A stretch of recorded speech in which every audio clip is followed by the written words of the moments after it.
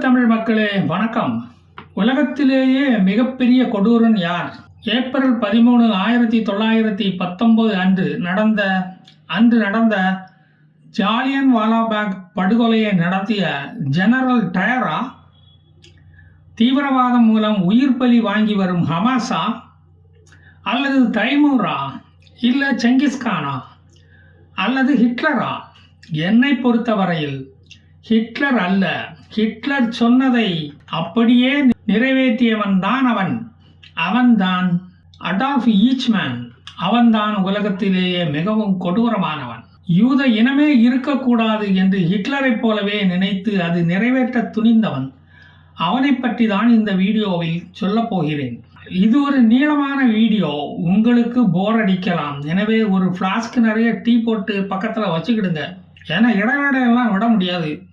இஸ்ரேலியர்கள் பட்ட அவதியை பற்றி சொல்லுவதற்கு அதற்கு முன் ஜெர்மனியில் நடந்த வரலாற்றையும் கொஞ்சம் சொல்ல வேண்டும். அப்பதான் இந்த வீடியோவுக்கு ஒரு முழுமையான அர்த்தம் கிடைக்கும், அல்லது உங்களுக்கு புரியும். ஈச்மேன் ஏன் கொல்லப்பட்டான் என்பதும் புரியும். சரித்திரத்தில் ஆர்வம் உள்ளவர்கள் தொடர்ந்து கடைசி வரை இந்த வீடியோவை பார்க்கவும். மற்றவர்கள் சன் டிவி பார்க்கலாம். ஹிட்லர் ஒரு வெஜிடேரியன், உயிர்களை கொன்று தின்னாதவன். ஆனால் என்ன செய்வது?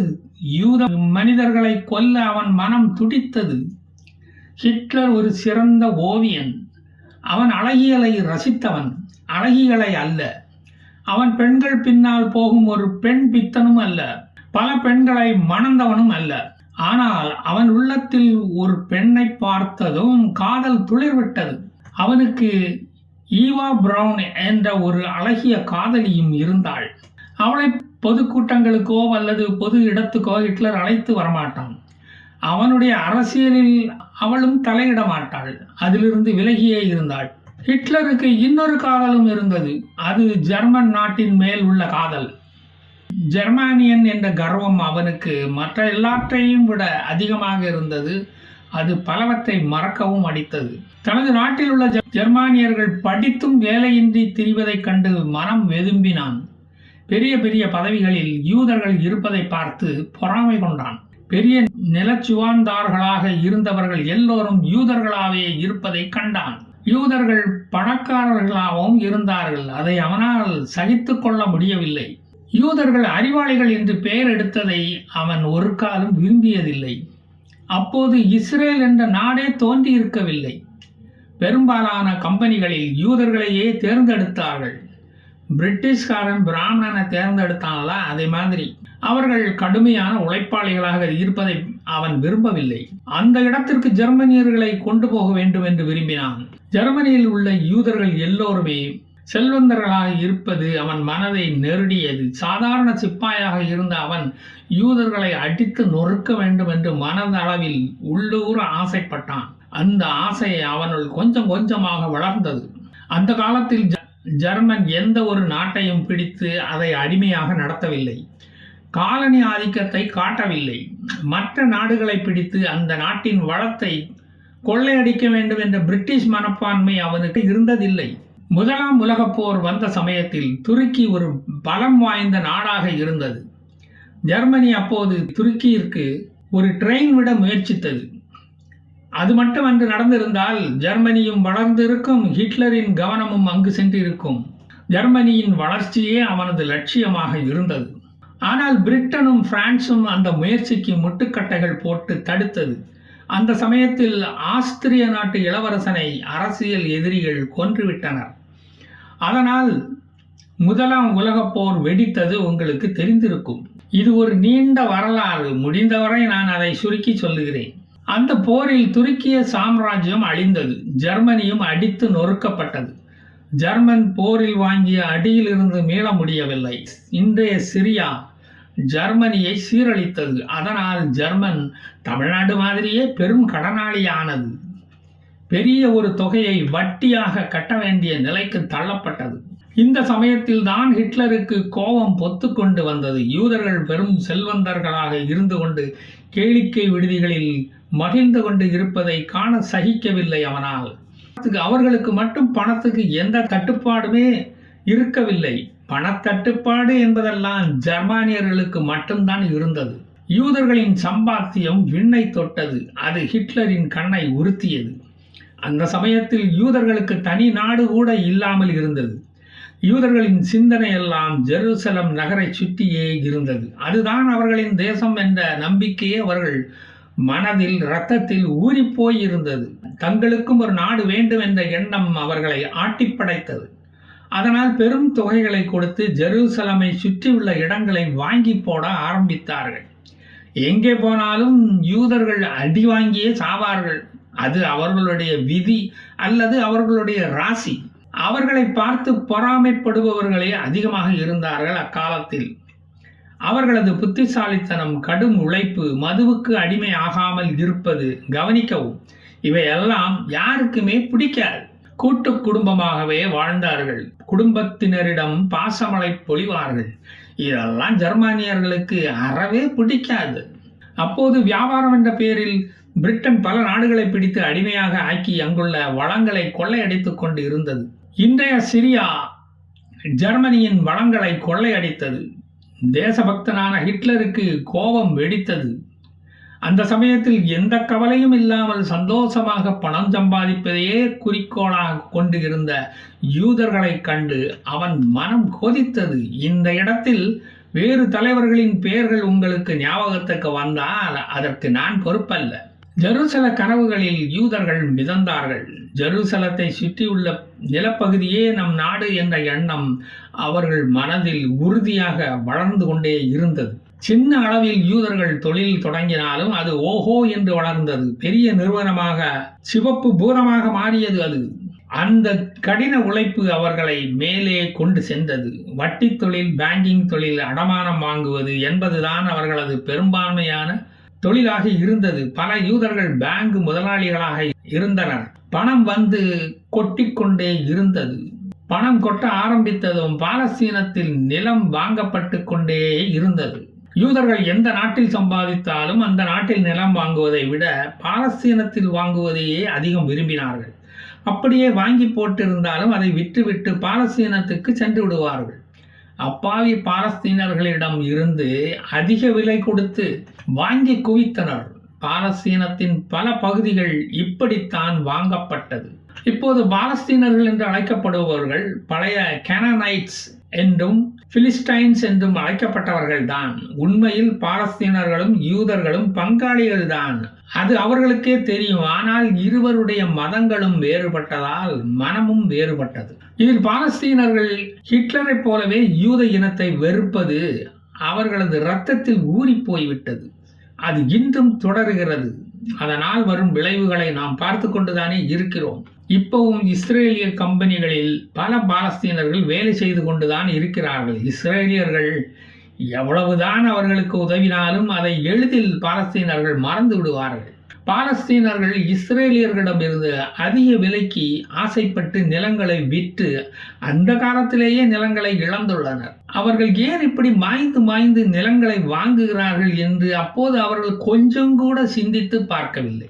என்னைக்கு தான் அவங்க சிந்தித்து பார்த்து இருக்கிறாங்க? அன்னைக்கு சிந்தித்து பார்ப்பதற்கு அடிக்கு பயந்து அன்றைய இந்தியாவுக்கு ஓடி வந்த இஸ்ரேலியர்கள் கொச்சி பக்கத்தில் குடியிருந்து வந்தார்கள். இஸ்ரேல் நாடு உருவானதும் தங்கள் உடைமைகள், சொத்துக்களை அனைத்தையும் விட்டுவிட்டு அங்கு ஓடி போய்விட்டார்கள். தங்கள் நாடு என்ற எண்ணம் அவர்களுக்கு அப்போதும் இருந்தது, இப்போதும் இருக்கிறது. ஜெருசலம் என்று சொன்னாலே அவர்கள் தலை நிமிரும். அதுவே அவர்களுடைய லட்சிய தலைநகரம். அதுவே அவர்களுடைய புனித நகரம். அதுவே அவர்களுடைய தேவன் குடியிருக்கும் நகரம். ஒரு பக்கம் ஜெர்மனியில் நில வங்கி என்று தொடங்கி சம்பாதித்த காசில் நிலங்களாக வாங்கி குவித்துக் கொண்டிருந்தார்கள். யூதர்கள் பாலஸ்தீனத்தை குறிவைத்து நிலங்களாக வாங்கி குவிப்பது ஹிட்லருக்கு அறவே பிடிக்கவில்லை. அவர்களுக்கு என்று தனி நாடு உருவாகிவிடக் கூடாது, அது நமக்கு போட்டியாக வந்துவிடக் கூடாது என்று நினைத்தார் ஹிட்லர். தன்னை போலவே யூதர்களுக்கும் நாட்டுப்பற்று இருக்கிறது என்று ஹிட்லர் அப்போது நினைக்கவில்லை. யூத வெறுப்பு அப்போது அவன் தலையில் ஏறி கண்ணை மறைத்தது. தனது நாட்டில் வாழ்ந்து கொண்டு பாலஸ்தீன பகுதிகளை நேசிக்கும் யூதர்களை அவன் வெறுக்க ஆரம்பித்தான். ஜெர்மனியில் சம்பாதித்த பணத்தை ஜெர்மனியில் செலவழிக்காமல் பாலஸ்தீனத்தில் கொண்டு போய் கொட்டுகிறார்களே என்று கோபம் இன்னும் அதிகமாக தலைக்கு ஏறியது. அந்த வெறுப்பை அவன் பேசிய கூட்டங்களில் ஜெர்மன் மக்கள் மத்தியில் கூறி இஸ்ரேலிய வெறுப்பை அவன் வளர்த்தான். பார்ப்பனிய எதிர்ப்புக்கும் இதற்கும் துளியும் சம்பந்தமில்லை. நீங்கள் வீணாக குழப்பிக்கொள்ள வேண்டாம். தேவையில்லாத கேள்விகளை எல்லாம் என்னிடம் கேட்க வேண்டாம். கிளாஸை சரியா கவனிக்கலைன்னா பெஞ்சு மேலே ஏற்றி விட்டு நிற்க வச்சுருவேன். தெரியுதா? ஜெர்மானியர்களுக்கும் ஹிட்லர் சொல்லுவது சரி எனப்பட்டது. அவனுக்கு ஆதரவு மக்கள் மத்தியில் பெருகியது. மக்கள் அவனை தங்கள் தலைவனாக ஏற்றுக்கொண்டார்கள். ஹிட்லர் பேசும் இடங்களில் மக்கள் ஆதரவு நிரம்பி வழிந்தது. ஹிட்லரின் தேசப்பற்றை பார்த்து அவர்கள் வியந்தார்கள். முதலில் ஹிட்லருக்கு யூதர்களின் பணத்தை பிடுங்க வேண்டும், அவர்களின் சொத்துக்களை அபகரிக்க வேண்டும் என்ற எண்ணம் தான் இருந்தது. பாத்தியா, உன் எண்ணம் வேற எங்கேயோ போகுது. கிளாஸை ஒழுங்கா கவனிக்கவில்லை என்றால் ஹிஸ்டரி பாடத்துல உதயநிதி காட்டின அந்த முட்டை மார்க்கு தான் நீ வாங்குவ. சரி, பாடத்துக்கு வருவோம். யூதர்களை கொல்ல வேண்டும் என்ற எண்ணம் ஹிட்லருக்கு முதலில் இருக்கவே இல்லை. ஹிட்லரின் தலைமையில் இராணுவ ஆட்சி அமைந்ததும் அரசாங்கத்தை திறமையாக நடத்தி பொருளாதாரம், தொழில்நுட்பம், சயின்ஸ் அண்ட் டெக்னாலஜி, இராணுவ கட்டமைப்பு இவற்றில் ஒரு முன்னேறிய முதல் நாடாக ஜெர்மனியை மாற்றி காட்டினார். அப்போது கார் இண்டஸ்ட்ரியில் ஜெர்மனியை ஒரு முன்னோடி நாடாக மாற்றி காட்டினார். அப்போது ஹிட்லருக்கு பக்கபலமாக இருந்தது Horace Greenley, Adolf Eichmann, Himmler, Goebbels போன்றவர்கள்தான். ஹென்ரிச் ஹோப்மேன் என்ற போட்டோகிராஃபர் ஹிட்லருடைய நெருங்கிய நண்பனாக இருந்தான். இராணுவ உதவியுடன் ஜெர்மன் போரில் இழந்த பகுதிகளை ஹிட்லர் மீட்டான். அதனால் மக்கள் ஆதரவு அவனுக்கு நாளுக்கு நாள் பெருக ஆரம்பித்தது. அப்போது ஈவா பிரவுன் என்ற 17 வயது பெண் ஒருவர் போட்டோகிராஃபர் நண்பனிடம் உதவியாளராக பணிபுரிந்து வந்தாள். அவளது கடைக்கண் பார்வையில் ஹிட்லர் என்ற மாவீரன் வீழ்ந்தான். பல வருடங்கள் அவர்களது காதல் தொடர்ந்தது. அதனால் அவளுடன் பொது இடங்களுக்கு ஹிட்லர் பப்ளிக்காக செல்வதில்லை. தான் ஒரு ஜெர்மன் என்ற உணர்வு தனது இரத்தத்தில் வெறியாக மாறிக்கொண்டு இருந்தது. அந்த நேரம்தான் இந்த ஈவா பிரவுனுடன் பழகிய பின்புதான் அந்த நிலைக்கு அவன் தள்ளப்பட்டான். ஏப்ரல் 28, 1945 ஈவா பிரவுனை திருமணம் புரிந்து கொண்ட ஹிட்லர் ஏப்ரல் 30, 1945 சயனைடு பாய்சன் உட்கொண்டு ஈவா பிரவுனுடன் தற்கொலை செய்து கொண்டான் என்பது அவன் கடைசியாக எடுத்த முடிவு. அத்தோடு அவனது சரித்திரமும் அவனது உடலைப் போலவே சரிந்தது. அவனது சாம்ராஜ்யமும் அதோடு சரிந்தது. ஜெர்மனி மீது ரஷ்யா படையெடுத்த போது கூட தன்னை விட்டு ஓடிவிடாமல் தன்னுடனேயே இருந்த ஈவா பிரவுன் மேல் நம்பிக்கை ஏற்பட்டதால் அவளையே திருமணம் செய்து கொண்டான் ஹிட்லர். ஹிட்லரின் அரசியல் வாழ்க்கையில் அவள் எப்போதும் தலையிட்டது இல்லை. ஹிட்லருக்கே விசுவாசமாக கடைசி வரையில் நடந்து கொண்டாள். அவரை விட்டு தப்பி ஓட ஒரு இக்கட்டான நேரங்களில் கூட அவள் நினைக்கவில்லை. சாவதற்கு 2 தினங்கள் முன்புதான் அவரை திருமணமும் செய்து கொண்டாள். ரஷ்ய இராணுவம் ஜெர்மனிக்குள் பெர்லின் நகருக்குள் நுழைந்து விட்டது என்பதை அறிந்ததும், தான் சுற்றி வளைக்கப்பட்டுள்ளோம் என்பதை அறிந்ததும் இருவரும் தற்கொலை செய்து கொண்டது மட்டும்தான் பெரிய சோகம். அதோடு அல்லாமல் தனது உடல் எதிரிகளின் கையில் கிடைத்துவிடக் கூடாது என்பதற்காக தனது உதவியாளர்களிடம் நாங்கள் இறந்த பிறகு எங்களது உடலை எரித்து விடும்படி கூறியிருக்கிறான். பாதி கருகிய நிலையில்தான் ஹிட்லர் அவனது மனைவி உடல் கண்டெடுக்கப்பட்டது. ஹிட்லரின் நண்பர்கள் ஜோசப் கோயபல்ஸ், மார்டின் ஃபோர்மன் ஹிட்லரின் உடலை அடையாளம் காட்டினார்கள். ஜெர்மன் ரேடியோ மறுநாள் ஹிட்லரின் மரணத்தை காலையில் சோகத்துடன் அறிவித்தது. செப்டம்பர் 1, 1939 அன்று ஜெர்மன் போலந்து நாட்டுக்குள் நுழைந்ததும் பிரான்சும் பிரிட்டனும் முதலில் போரில் அப்போது குதித்தது. அதுதான் இந்த 2ஆம் உலகப் போர் துவங்க காரணமாக இருந்தது. டிசம்பர் 7, 1941 ஜப்பான் பேர்ல் ஹார்பரை விமானங்கள் மூலம் தாக்கி அழித்தது அமெரிக்காவுக்கு ஒரு பெரிய அதிர்ச்சியாக இருந்தது. அதுதான் அமெரிக்காவின் கோபத்தை தூண்டி 2ஆம் உலகப் போரில் குதிக்க வைத்தது. ஜெர்மன், இத்தாலி, ஜப்பான் ஒரு அணி, பிரான்ஸ், பிரிட்டன், அமெரிக்கா, ரஷ்யா எதிரணியில் இருந்தன. 5 கோடி பேரை உயிர் பலி வாங்கிய போர் இதுதான். உலகம் சந்தித்த மிகப்பெரிய கொடூரமான போர் இதுதான். ஆகஸ்ட் 6, 1945 ஹிரோஷிமா, நாகசாகி நகரங்களில் அமெரிக்கா போட்ட அணுகுண்டுவின் அழிவால் இந்த போர் முடிவுக்கு வந்தது. 2ஆம் உலகப் போரில் ஆக்சிஸ் பவர் நாடுகளான ஹிட்லர் கூட்டணி ஜெயித்தால் ஐரோப்பிய நாடுகளை ஹிட்லரும், ஆப்பிரிக்கா கண்டத்தை இத்தாலியும், அமெரிக்கா மற்றும் கிழக்கு ஆசிய நாடுகளை ஜப்பானும் ஆண்டு கொள்ளலாம் என்று முடிவெடுக்கப்பட்டது. ஆனால் அது கடைசி வரை நிறைவேறவே இல்லை. ஹிட்லர் பிடித்த நாடுகளில் எல்லாம் யூதர்கள் நிறைய பேர் வசதியாக வாழ்வதை ஹிட்லர் பார்த்தான். பொறுக்குமா அவன் நெஞ்சம்? அவர்களை விரட்டினால் ஒவ்வொரு நாடாக ஓடினார்கள். பிடிக்கும் நாடுகளில் எல்லாம் யூதர்களை கண்டு கொதித்தான். அவர்களை ஜெர்மனியின் துரோகிகளாகவே அவன் கடைசி வரையில் பார்த்தான். கண்ட இடத்தில் எல்லாம் யூதர்களை தாக்கி லாரிகளில் குத்துயிரும் கொலையுயிருமாக அள்ளி போட்டு கொண்டு வந்து ஹிட்லரிடம் கொண்டு போய் காட்டினார்கள் ஜெர்மானியர்கள். ஹிட்லர் ரொம்ப மகிழ்ச்சி அடைந்தான். கொண்டு வந்து காட்டியவர்களுக்கு எல்லாம் கிருஷ்ணா ஸ்வீட்ஸ் ஒரு பாக்ஸ் கொடுத்தான். ஹிட்லரும் யூதர்களை உயிருடன் விட்டால் எங்கேயும் போய் பிழைத்து விடுவார்கள், அப்படி விடக்கூடாது, அந்த இனமே இந்த உலகத்தில் இருக்கக்கூடாது, அவர்களை முற்றிலுமாக அழித்து விட வேண்டும் என்று சிந்திக்க ஆரம்பித்தான். எதையும் பிளான் பண்ணி செய்யணும். அவனது நடவடிக்கைகள் எல்லாமே யூதர்கள் மேல் ஜெர்மனியர்களுக்கு வெறுப்பு வரும் விதமாகவே இருந்தது. ஹிட்லரின் விருப்பத்தை அறிந்த இராணுவ அதிகாரிகளும் யூதர்களை கொல்ல ஆரம்பித்தனர். அவர்களை கொன்றால் கேட்பார் யாரும் இல்லை. யூதர்களுக்கு பரிந்து பேசியவர்கள் சிறையில் அடைக்கப்பட்டார்கள், சித்திரவதைக்கு ஆளானார்கள். யூதர்கள் இல்லாத உலகத்தை உங்கள் காலடியில் சமர்ப்பிக்கிறோம் என்று ஜெர்மன் இராணுவ அதிகாரிகள் அறிவித்தனர். அதற்காக ஹிட்லரிடம் சபதம் செய்தனர். ஆன்டி செமிட்டிசம் ஜெர்மனி எங்கும் நிரம்பி இருந்தது. யூதர்கள் செய்வது அறியாது திகைத்து போய் இருந்தனர். 1,00,000 யூதர்களை கொல்லும் இராணுவத்தினருக்கு பதவி உயர்வு, மெடல் மற்றும் 3 மடங்கு சம்பள உயர்வு என்று ஹிட்லர் அறிவித்தார். அதற்கான அதிகாரம் ஜெர்மன் இராணுவத்துக்கு வழங்கப்பட்டது. யூத ஒழிப்புத்துறை அப்போது நிறுவப்பட்டது. ஒரு ஜெர்மன் இராணுவ அதிகாரி யூதர்களை கொன்றதற்காக 40 மெடல்களை வாங்கி இருக்கிறான். 40,00,000 யூதர்களை அவன் ஒருவனே கொன்றிருந்தான். அவன்தான் அடால்ஃப் ஈச்மேன். அவனது கண்டுபிடிப்பு தான் விஷவாயு கேஸ் சாம்பர். சுட்டு கொண்டால் நிறைய புல்லட்டுகள் செலவாகிறது. வலியும் இரத்தத்தை கிளீன் பண்ண வேண்டி இருக்கிறது. பச்சிளம் குழந்தைகளை சுட்டு கொல்லும் போது ராத்திரி தூக்கம் வரமாட்டேங்குது. அதனால் தான் இந்த ஏற்பாடு. எனவே வயதானவர்களையும் பெண்களையும் குழந்தைகளையும் கேஸ் சாம்பருக்குள் அனுப்பி கதையை முடித்தான். தான் கொல்லப்படுவதற்காகத்தான் இந்த அறைக்குள் அடைக்கப்படுகிறோம் என்பது அவர்களுக்கு அப்போது தெரியாது. இளைஞர்களை கடினமான வேலைகளை செய்ய உபயோகித்து கொண்டு கடைசியில் அவர்கள் படும் கஷ்டத்தை பார்த்து மனம் இறங்கி அவர்களையும் இறக்கப்பட்டு கொன்றான். இப்படி 60 லட்சத்துக்கு மேல் யூதர்கள் கொல்லப்பட்டதுதான் இன்றளவும் உலக வரலாற்றில் நடந்த மிகப்பெரிய ஜெனோசைட். ஜப்பான் அணுகுண்டால் அழிந்தது. ரஷ்யா பெர்லின் நகருக்குள் நுழைந்ததும் போர் முடிவுக்கு வந்தது. ஹிட்லரின் நண்பர்கள் ஹிட்லர் உடலும் ஈவா பிரவுன் உடலும் கண்டெடுக்கப்பட்டது. அண்டர்கிரவுண்ட் ஒரு அறையில் அவர்கள் சூசைடு செய்திருந்தார்கள். தப்பி ஓடிய மற்ற நாசி இராணுவ அதிகாரிகளை தேடி பிடித்து அவர்கள் கொன்றார்கள். அடால்ஃப் ஈச்மேனை தேடி தேடி பார்த்தார்கள். அவனை மட்டும் காணவில்லை. குடும்பத்தோடு அவன் எங்கேயோ ஓடிப்போய்விட்டான். ஜெர்மனியில் எங்கு தேடியும் அவன் மட்டும் தென்படவே இல்லை.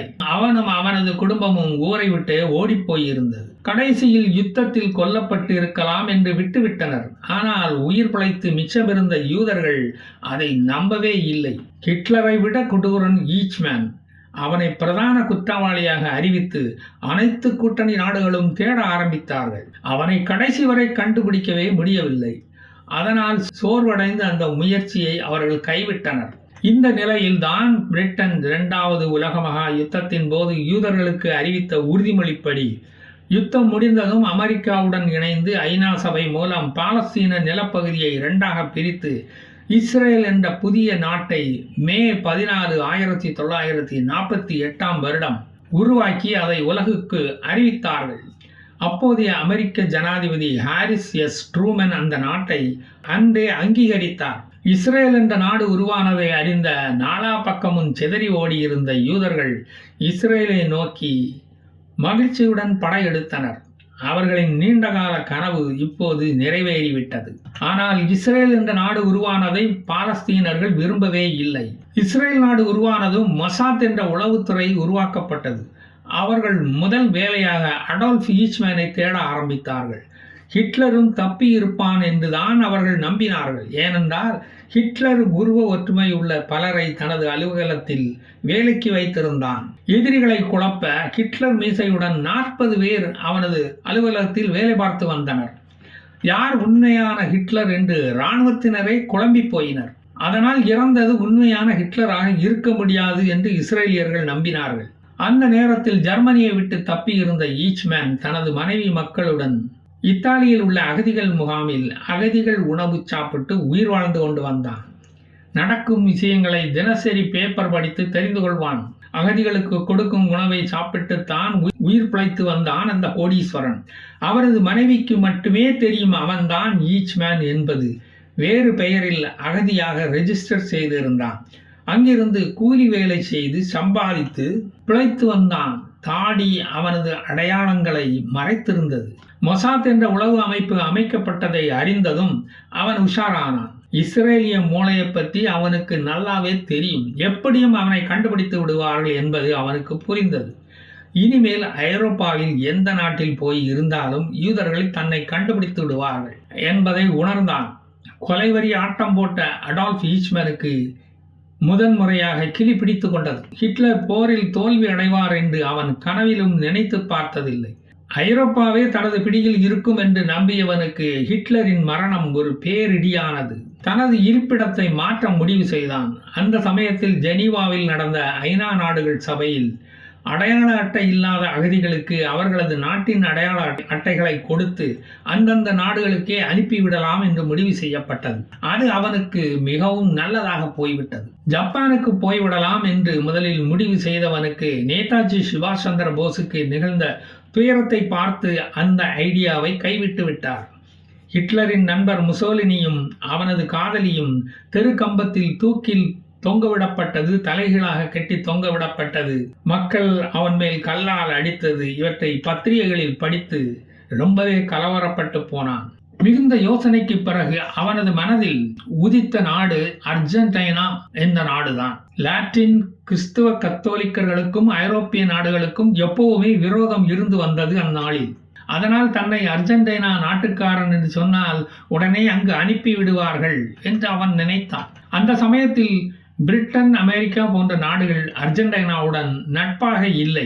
அர்ஜென்டினாவும் ஐரோப்பிய நாடுகளுக்கும் ஃபுட்பால் மேட்ச் நடக்கும் போதெல்லாம் சண்டை வரும்.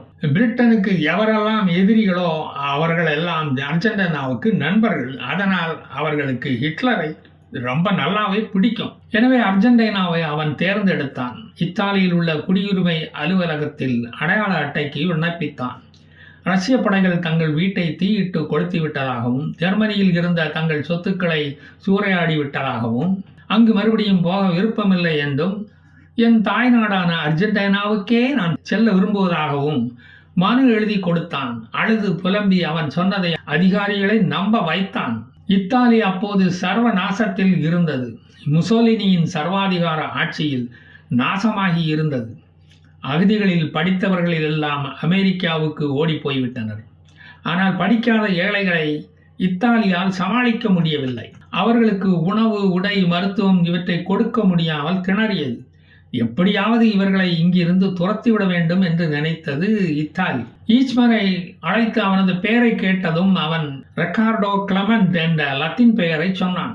அந்த பெயரிலேயே ஐடி கார்டு, பாஸ்போர்ட் அவனுக்கு வழங்கப்பட்டது. முதலில் அவன் மட்டும்தான் இவற்றை பெற்றான். முதலில் அவன் அங்கு போய் நிலைமைகளை பார்த்துவிட்டு பிறகு மனைவி, குழந்தைகளை அழைத்துக் கொள்ளலாம் என்று இருந்தான். பாஸ்போர்ட் வாங்கிய கையோடு அர்ஜென்டினா தூதரகம் சென்றான். தன் குடும்பத்தோடு அங்கே போய் கதறி கதைவிட்டான். ஜெர்மன் நாட்டில் இராணுவத்தில் பியூனாக வேலை பார்த்ததாகவும் ஹிட்லரை 2 முறை தொலைவில் இருந்து பார்த்திருப்பதாகவும் கதை அளந்தான். அவருடன் இதுவரை நான் பேசியதே இல்லை என்று கடைவிட்டான். நான் ஜெர்மானியன் என்று எனக்கு யாருமே வேலை தருவதில்லை என்றும், எனவே எனது பூர்வீக நாடான அர்ஜென்டினாவில் போய் நான் செட்டிலாக விரும்புவதாகவும் கூறினான். மேரி மாதாதான் என்னை காப்பாற்ற வேண்டும். செயின்ட் பீட்டர் கல்லறைக்கு போய் ஜெபித்துவிட்டு சாகலாம் என்ற முடிவோடு தான் இருந்தேன். சரி, அர்ஜென்டினாவுக்கு போக வாய்ப்பு கிடைத்தால் அங்கு போய் முடிவை மாற்றிக்கொள்ளலாம் என்று இருந்ததாகவும் மாடர்ன் டெட்டஸ் கதை எழுதினான். நீங்கள் உதவவில்லை என்றால் குடும்பத்துடன் தற்கொலை செய்வதை தவிர வேறு வழி இல்லை என்று கூறி அழுதான். மனம் இறங்கிய அர்ஜென்டினா அதிகாரிகள், ஐயோ பாவம், தமிழனை போல இவ்வளவு அப்பாவியா இருக்கியே, கத்தோலிக்க மதத்தைச் சேர்ந்த நீ இராணுவத்தில் பணிபுரிந்த உனக்கு நான் உதவாவிட்டால் கர்த்தர் என்னை மன்னிக்க மாட்டார் ஐயா என்று அர்ஜென்டினா அகதிகள் விசா கொடுத்து அவனை தேத்தி, அழாதப்பா போயிட்டு வா என்று அனுப்பி வைத்தார்கள். உள்ளுக்குள் அவன் மனம் விசிலடித்து பாட்டு பாடியது. நம்மிடம் இவ்வளவு நடிப்பு திறனும் ஒளிந்திருக்கிறதே என்று வியந்தான். சில சமயம் தாக்குதல்களுக்கு ஆளாகி அடியும் வாங்கினார். பாஷா ரஜினி போல பல்லை கடித்துக் கொண்டு அத்தனையும் தாங்கிக் கொண்டிருந்தார். கிறிஸ்தவனாக இருந்து கொண்டு ஜீசஸை மறந்து கொண்டு இப்படி சண்டை போடலாமா தம்பி என்று அறிவுரைகளை அவர்களுக்கு கூறி தன்னை ஒரு சாந்த சொரூபியாக சமாதான விரும்பியாக காட்டிக்கொண்டார். இந்த ஊர் நமக்கு லாயக்கப்படாதப்பா என்று முடிவு பண்ணி அர்ஜென்டினாவின் தலைநகர் போனஸ் ஏர்ஸ்க்கு ஜாகையை நைஸாக மாற்றினார். அங்குதான் புகழ்பெற்ற ஜெர்மன் பென்ஸ் கார் கம்பெனியில் ஒரு எடுபிடியாக சேர்ந்து வேலை பார்த்து வந்தார். ஜெர்மன் கம்பெனியான பென்ஸ் கம்பெனியில் தான் ஒரு ஜெர்மன் என்று எந்த தம்பட்டமும் அவன் அடித்ததில்லை. என்னிடம் ஜெர்மனியில் பல பென்ஸ் கார்கள் இருந்தது என்றும் அவன் கூறவில்லை. அந்த அடையாளம் தெரிந்துவிட்டால் இங்கு ஒரு ஜெர்மன் வேலை பார்ப்பதாக மொசாத்துக்கு செய்தி போய்விடும் என்பது அவனுக்கு தெரியாதா என்ன? அந்த கம்பெனியில் ஒரு சாதாரண ஊழியனாக அழுக்கு சட்டையுடன் ஸ்பேனரும் கையுமாக அவன் திரிந்தான். தான் யார் என்பது யாருக்கும் தெரிந்துவிடக் கூடாது என்பதில் மிகுந்த கவனமாக இருந்தான். டவுன் பஸ்ஸில் தான் தினமும் வேலைக்கு செல்வான். இரவு 7 மணிக்கு தான் வீடு திரும்புவான். ஊரின் ஒதுக்குப்புறமான ஆள் நடமாட்டம் அதிகமில்லாத பகுதியாக பார்த்து வீடெடுத்து அங்கு தங்கி வந்தான். அவன் வேலைக்கு போய்விட்டால் அந்த வீட்டில் இருந்து யாரும் வெளியே எட்டி கூட பார்க்க மாட்டார்கள். அந்த வீட்டில் யாரும் குடியிருக்கிறார்களா என்பதே பலருக்கும் தெரியாது. அது தனிமையான ஒரு வீடு. அவனுடைய மகன்களும் எந்தவித ஆர்ப்பாட்டமும் இன்றி வளர்ந்தனர். ஒரு அகதியின் வாழ்க்கை எப்படி இருக்குமோ அப்படி நடித்தார் அவர். இப்படியே 10 வருடங்கள் ஓடி போய்விட்டது. பிரிட்டனும் மாறி போயிருந்தது. அமெரிக்காவும் ரஷ்யாவும் எதிரிகளாக ஆகி போய் இருந்தன. இஸ்ரேல் இஸ்லாமிய நாடுகளை துவம்சம் பண்ணி அடக்கி வைத்திருந்ததை பேப்பரில் படித்து தெரிந்து கொண்டான் அடால்ஃப் ஈச்மேன். அடால்ஃப் ஈச்மேனை எல்லோரும் மறந்தே போய்விட்டார்கள். ஆனால் மொசாத் மட்டும் மறக்கவில்லை. அதிகாரமாக எல்லோரையும் அடக்கி அடிமைப்படுத்தி வேலை வாங்கிய அந்த இராணுவ ஜெனரல் உயிர் வாழ்வதற்காக இப்படி கூலி தொழிலாளியாக வாழ முடியுமா? உலகையே மிரட்டிய ஜெர்மனியின் 2ஆம் கட்ட தலைவன் இப்படி மாறிப்போய் இருந்தான். உத்தரவுகளையே பிறப்பித்துக் கொண்டிருந்த வாய் இப்போது எதையோ முணுமுணுத்துக் கொண்டு இருந்தது. இவன்தான் கொலைபாதக செயலை ஈவு இரக்கம் இல்லாமல் செய்த அடால்ஃப் ஈச்மேன் என்று அவனையும் அவனது மனைவியையும் தவிர வேறு யாருக்கும் தெரியாது. மொசாத்து ஊன் உறக்கம் இல்லாமல் எல்லா இடங்களிலும் ஈச்மேனை தேடியது. அவன் பெரும் தொகையுடன் ஏதோ ஒரு நாட்டில் இன்னமும் வாழ்ந்து கொண்டுதான் இருப்பான் என்று முழுமையாக நம்பியது. ஒவ்வொரு நாட்டிலும் ஆடம்பரமாக செலவு செய்யும் புது பணக்காரர்களை ஃபாலோ பண்ணியது. எதுவும் சிக்கவில்லை. ஆனால் தேடும் மனதை தளராமல் வைத்துக் கொண்டது. தேடலை நடத்தி கொண்டேதான் இருந்தது மொசாத். எகிப்து, ஈரான், இத்தாலி என்று எல்லா நாடுகளிலும் அடிபட்டு வளர்ந்து பல இன்னல்களை அனுபவித்து வந்த இஸ்ரேலியர்கள் தங்கள் இனத்தை அழித்தவனை சோர்வில்லாமல் தேடி வந்தனர். எல்லா வல்லரசுகளுக்கும் இஸ்ரேலியர்களை அடித்து உதைத்ததற்கு இப்போது எல்லா நாடுகளும் கண்டு நடுங்கும் நாடாக இஸ்ரேல் மாறிப்போயிருந்தது. அது அடால்ஃப் ஈச்மேனை பயத்தில் உறைய வைத்தது. ஜெருசலத்தை கைப்பற்றிய பிறகு அவர்களுக்கு பலம், வைராக்கியம் ரொம்பவே கூடி போயிருந்தது. புண்ணிய பூமி தங்களுடைய கையில் வந்துவிட்டது என்ற உத்வேகம் அவர்களை இன்னும் வாழ வைக்கிறது. இனி யார் எங்களை அடித்தாலும் 100 மடங்கு திருப்பி கொடுப்போம் என்பதுதான் இப்போது அவர்களுடைய கொள்கை. எரிமலை சீரும் போது பல அப்பாவி மக்களும் சாவார்கள் என்பது தவிர்க்க முடியாத ஒன்று. மொசாத் வசம் ஈச்மேன் பற்றிய அத்தனை ஃபைல்களும் இருந்தன. ஈச்மேன் புகைப்படத்தை அடிக்கடி பத்திரிகைகளில் வெளியிட்டு மர்ம ஆசாமியின் தலைமறைவு என்று ஹீப்ரூ மொழியில் வெளியிட்டு வந்தனர். அதை பார்க்கும் போதெல்லாம் ஈச்மேன் பயத்தில் நடுங்குவான். உலகிலுள்ள அத்தனை இஸ்ரேலியர்களையும் அந்த விளம்பரம் சென்று அடைந்தது. இஸ்ரேல் ஈச்மேனை தேடுகிறது என்ற செய்தி இஸ்ரேலியர்களை சென்றடைந்தது. அவர்களும் தேட ஆரம்பித்திருந்தனர்.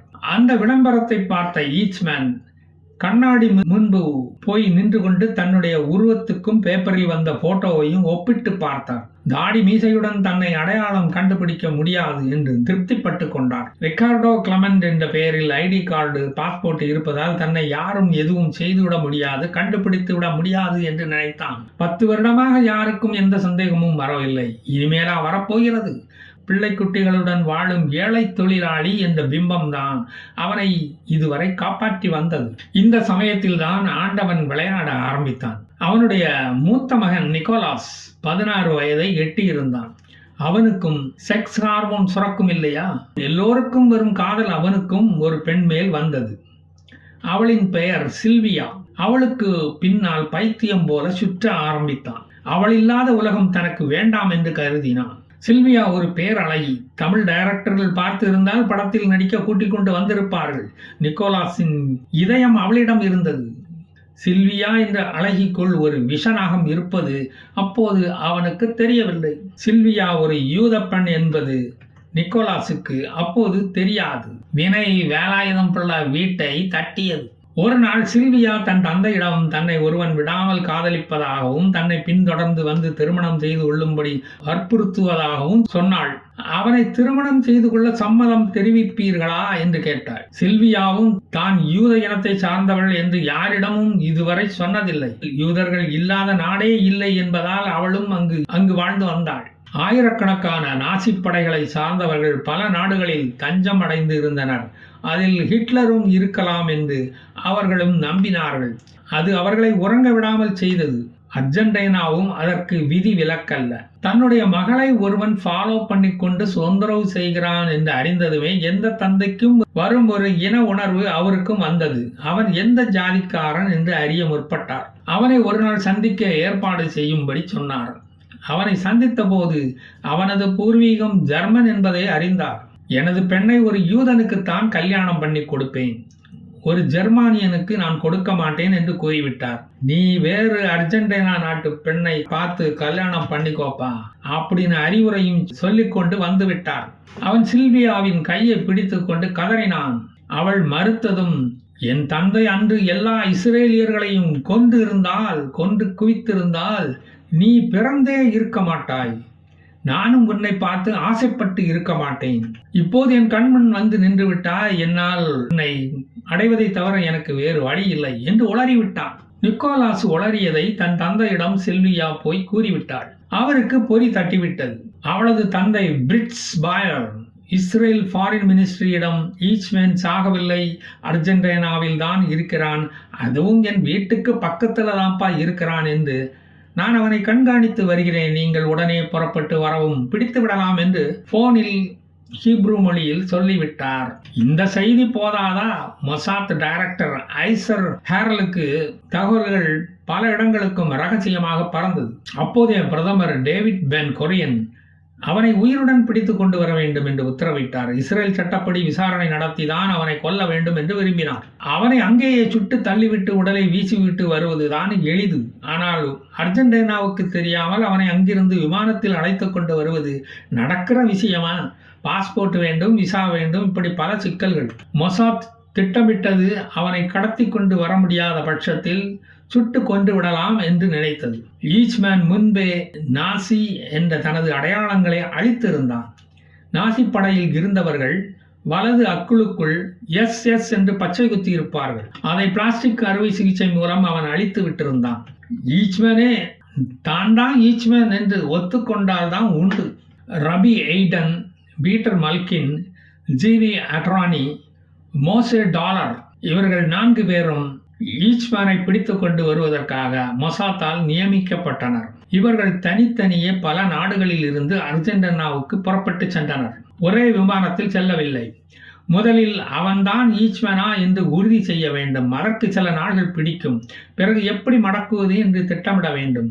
பிடித்த பிறகு ஒரு ரகசிய இடத்தில் தங்க வைத்து விசாரிக்க வேண்டும். அதற்கு உகந்த ஒரு ஆள் நடமாட்டம் இல்லாத வீடு ஒன்றை பிடிக்க வேண்டும். போனஸ் ஏர்ஸை அடைந்ததும் 2 கார்களில் அவர்கள் பயணித்தார்கள். ஈச்மேன் வீட்டில் இருந்து கிளம்பும் நேரம், வேலை செய்யும் கம்பெனி, திரும்பி வீட்டுக்கு வரும் நேரம், இவற்றையெல்லாம் பின்தொடர்ந்து கண்காணித்தார்கள். சில்வியாவின் தந்தையை வரவழைத்து விசாரித்தனர். வீட்டை கண்டுபிடித்தனர். பிறகு எல்லாமே சுலபமாகிவிட்டது. ஊருக்கு ஒதுக்குப்புறமான ஒரு வீட்டை வாடகைக்கு பிடித்தார்கள். அதனுடைய பாதுகாப்பை உறுதி செய்தனர். போலீஸ் எளிதில் வர முடியாத பகுதியாக இருக்க வேண்டும் அது. அப்போது அர்ஜென்டினாவின் 150வது சுதந்திர தின விழா கொண்டாட்டங்கள் நடப்பதாக இருந்தது. இஸ்ரேல் அந்த விழாவில் கலந்து கொள்ள விருப்பம் தெரிவித்து டெலிகேட்ஸ்களை அனுப்புவதாக அர்ஜென்டினா அரசாங்கத்துக்கு அறிவித்தது. டெலிகேட்ஸ் தங்கும் விடுதிகள் புக் செய்யப்பட்டன. இஸ்ரேலியர்கள் 11/5/1960 அன்று ஈச்மேன் தினமும் ஏறும் பஸ் ஸ்டாப்பில் இருந்து தொலை தூரத்தில் தங்கள் காரை நிறுத்தி கொண்டு அவர் கார் ஃபேக்டரிக்கு பஸ் ஏறப்போவதை கண்காணித்தனர். அலுவலகம் சென்றதும் திரும்பி வழக்கமாக வரும் மாலை 7 மணி பஸ்ஸுக்காக காத்து கொண்டு இருந்தனர். பஸ் ஸ்டாப்பின் சற்று தொலைவில் காரை நிறுத்திக் கொண்டு காரின் பேனட்டை திறந்து வைத்துக் கொண்டு பீட்டர் மல்கின் என்ற இஸ்ரேலியர் காரை நோண்டிக் கொண்டிருந்தான். காரில் ஏதோ பழுது ஏற்பட்டதும் அதை ரிப்பேர் பார்ப்பது போல அவன் நடித்துக் கொண்டிருந்தான். ஒருவன் டிரைவர் சீட்டில் இருந்தான். 7 மணி பஸ்ஸும் வந்தது. ஆனால் ஈச்மேன் வரவில்லை. 7:30 மணி பஸ்ஸும் வந்தது. அதிலும் ஈச்மேன் வரவில்லை. சரி, 8 மணி பஸ்ஸிலும் வரவில்லை என்றால் திட்டத்தை கைவிட்டு விடலாம் என்று நினைத்தார்கள். ஏன் வரவில்லை என்று பென்ஸ் கம்பெனியில் போய் விசாரித்தால் அவன் உஷாராகி தப்பித்து விடுவான். மொசாத் அர்ஜென்டினாவில் இருப்பது அவனுக்கு தெரியக்கூடாது. ஏன், அது அர்ஜென்டினா அரசாங்கத்துக்கே தெரியக்கூடாது. டூரிஸ்டுகள் போலதான் இந்த 4 பேரும் தனித்தனியாக வந்திருந்தார்கள். வெவ்வேறு இடங்களில் தங்கியிருந்தார்கள். அந்த பஸ் ஸ்டாப்பில் இருந்து இறங்கி அவனது வீட்டை அடைய 5 நிமிடங்கள் ஆகும். அதற்குள் வேலையை முடிக்க வேண்டும். யாரும் அதை பார்க்கக்கூடாது. 7 மணிக்கு மேல் இருட்டி விடுவதால் யாரும் அங்கு வருவதில்லை. அதுதான் சரியான இடம் என்று திட்டமிட்டிருந்தார்கள்.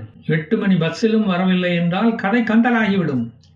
நேரம் சென்று கொண்டே இருந்தது. பஸ் ஸ்டாப்பை விட்டு 1/2 கிலோமீட்டர் தொலைவில் இன்னொரு காரில் 2 பேர் காத்து கொண்டு இருந்தனர். அவர்கள் கையில் நைட் விஷன் பைனாக்குலர் இருந்தது. பஸ் ஸ்டாப்பில் இருந்து அவர்கள் வீட்டுக்கு போகும் வழியில் ரிப்பேரான கார் நின்று கொண்டிருந்தது. இருட்டில் கடைசி டவுன் பஸ்ஸின் ஹெட்லைட் வெளிச்சம் தெரிந்தது. பஸ் ஸ்டாப்பில் அந்த பஸ் நின்றது. அந்த பஸ்ஸில் இருந்து யாரும் இறங்கியது போல் தெரியவில்லை. பஸ் சென்ற பிறகுதான் தெரிந்தது. ஒரு மெலிந்த தேகமுடைய ஒருவன் நடந்து போவது தெரிந்தது. அவன் அவர்களது காரை கடந்து சென்றான். அப்போது, சார், ஒரு நிமிஷம், இந்த அட்ரஸ் எங்கிருக்கிறது என்று கேட்டதுதான் தாமதம். அவன் பதில் ஏறும் கூறாமல் விறுவிறு என்று நடக்க ஆரம்பித்தான். இவர்களுக்கு சந்தேகம் வலுத்துவிட்டது. உடனே பின்னால் தாவி சென்று அவனை கீழே தள்ளி அவன் சத்தமிடும் முன்பே வாயில் துணியை வைத்து அழுத்தி திணித்தனர். அதற்குள் காருக்குள் இருந்தவனும் வந்துவிட்டான். தொலைவில் நின்ற காரும் வந்துவிட்டது. 4 பேரும் சேர்ந்து கோழியை அமுக்குவது மாதிரி அமுக்கி காருக்குள் இழுத்து சென்று பின் சீட்டில் தள்ளி காலால் மிதித்து கொண்டு அவனது கை கால்களை கட்டி அமுக்கி பிடித்துக் கொண்டனர். கார் ரகசிய வீட்டை நோக்கி பயணித்தது. அந்த வீடு தனி ஒரு வீடு. சுற்றிலும் காம்பவுண்டு சுவர் உயரமாக இருந்தது. உள்ளே 3 படுக்கை அறைகள் இருந்தது. எல்லாம் பாத் அட்டாச்டு. உள்ளே இருந்து கத்தினாலும் வெளியே கேட்காது. அந்த மாதிரி வீட்டைத்தான் அவர்கள் வாடகைக்கு பிடித்திருந்தார்கள். தங்களை டூரிஸ்ட் என்றும் 15 நாட்களில் காலி பண்ணி விடுவோம் என்றும் அந்த 1 மாத வாடகையை முன்கூட்டியே உரிமையாளரிடம் கொடுத்திருந்தனர். அடால்ஃப் ஈச்மேனை தனி அறையில் அடைத்தனர். 24 மணி நேரமும் அவன் கண்காணிக்கப்பட்டான். இஸ்ரேலிய டாக்டர் ஒருவர் வந்து மயக்க ஊசி போட்டு அவனை தூங்க வைத்தனர். சுதந்திர தின விழா முடிந்த பிறகுதான் தங்கள் வந்திருந்த தனி விமானத்தில் கிளம்பி செல்ல வேண்டும். அதற்காக ஈச்மேன் போட்டோ ஒட்டிய போலி பாஸ்போர்ட் வேறு பெயரில் கொண்டு வந்திருந்தார்கள். போலி விசாவும் தயாரிக்கப்பட்டிருந்தது. இப்ப இன்னொரு சிக்கல். ஈச்மேனின் மனைவி புருஷனை காணவில்லை என்று ஆபீஸில் இருந்து கிளம்பியவர் வீடு திரும்பவில்லை என்று போலீசில் கம்ப்ளைண்ட் கொடுத்தால் போலீஸ் தேட ஆரம்பிக்கும். வீடு வீடாக சர்ச்சிங் ஆபரேஷன் நடத்தினால் மாட்டிக்கொள்வோம். எனவே சீக்கிரமாக கிளம்புவது நல்லது என்று நினைத்தார்கள். மறுநாள் ஈச்மேனின் அங்கு அடையாளங்களை செக் பண்ணிய போதுதான் SS என்று பச்சை குத்தியது அழிக்கப்பட்டது தெரிய வந்தது. மற்ற காயங்கள், தழும்புகள், மச்சங்கள் எல்லாம் ஒத்துப்போனது. அவர் பாத்ரூம் போகும்போதும் காவலுக்கு அருகிலேயே நின்றனர். அவரிடம் கூலாக கேள்விகளை கேட்க ஆரம்பித்தனர். அவனது பெயரை கேட்டபோது ரெக்கார்டோ கிளமெண்ட் என்றே கூறினான். பலமுறை கேட்டும் ஒத்துக்கொள்ளவில்லை. அவனுக்கு தெரியும் தான் யார் என்று தெரிந்ததால் தான் கடத்தப்பட்டு உள்ளோம் என்பது.